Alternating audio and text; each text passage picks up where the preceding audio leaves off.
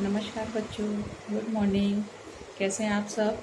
अपने घर में होंगे, अच्छे से हों। पर्यावरण अध्ययन का जो हमने पिछला पाठ पढ़ा था, आओ सवारी करें, उसके आगे का पाठ है घटती दूरियां, अध्याय 25। इसको हम आज पढ़ेंगे। सोमू और देवू बहुत अच्छे दोस्त हैं। दोनों एक ही स्कूल में पढ़ते हैं। परंतु एक दिन सोमू स्कूल नहीं जाता है और उसी दिन कक्षा में गुरुजी ने बताया कि कल हम सब पिकनिक जाएंगे। शाम को घर जाते समय देवू सोमू के घर गया और उसे पिकनिक जाने की जानकारी दी। अगले दिन कक्षा में सोमू को देखकर गुरुजी ने पूछा, अरे तुमको कैसे पता चला कि आज पिकनिक जाएंगे? तब उसने बताया कि कल देवू शाम को उसके घर आकर उसे बता दिया। तो बच्चों, अब तुम ये बताओ कि ऐसे और कई सारे माध्यम हैं जिसके द्वारा हम अपनी सूचनाओं को या अपनी जानकारी को या खबर को हम एक दूसरे को देते हैं। जिस प्रकार देवू ने सोमू को दिया, तो यह एक व्यक्ति से दूसरे व्यक्ति को हमने जानकारी दी।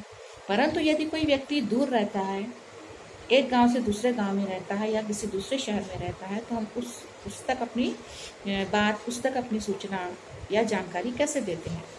तो इसमें सबसे पहला माध्यम आता है डाकघर का, जिसमें कि डाकिया या पोस्टमैन के द्वारा, चिट्ठी या पत्र के द्वारा हम कोई भी सूचना या जानकारी को एक व्यक्ति से दूसरे व्यक्ति को या एक जगह से दूसरी जगह हम भेजते हैं।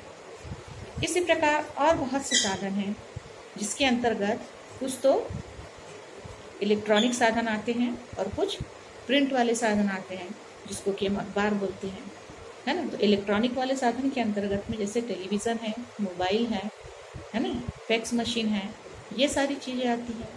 और प्रिंट के अंतर्गत आ जाता है अखबार है। तो अखबार के द्वारा भी हमको जानकारियाँ बहुत सारी प्राप्त होती, सूचनाएँ प्राप्त होती है ना। इसी प्रकार पोस्ट कार्ड, लिफाफे, जिसमें हम लिख कर संदेश को एक जगह से दूसरी जगह भेजते हैं। तो ये सारी चीज़ें क्या हैं? हमारे संचार के माध्यम हैं। तो इन संचार के माध्यमों को हम देखते हैं।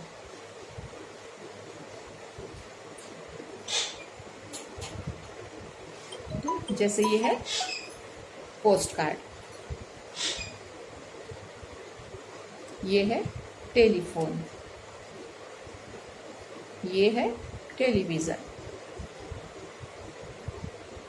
ये है फैक्स मशीन, है ना। तो ये सारे साधन जो हैं वह हमको जानकारी और सूचनाएं भेजने का काम करते हैं। तो आज हम जो ये पढ़ाई घर बैठे कर रहे हैं, वह भी एक संचार का माध्यम है, मोबाइल, है ना। तो इसके द्वारा भी हम अपनी पढ़ाई जारी रखे हैं। तो यह भी एक संचार का एक बहुत अच्छा और उपयोगी साधन है। तो बच्चों, ये पाठ यहीं ख़त्म होता है।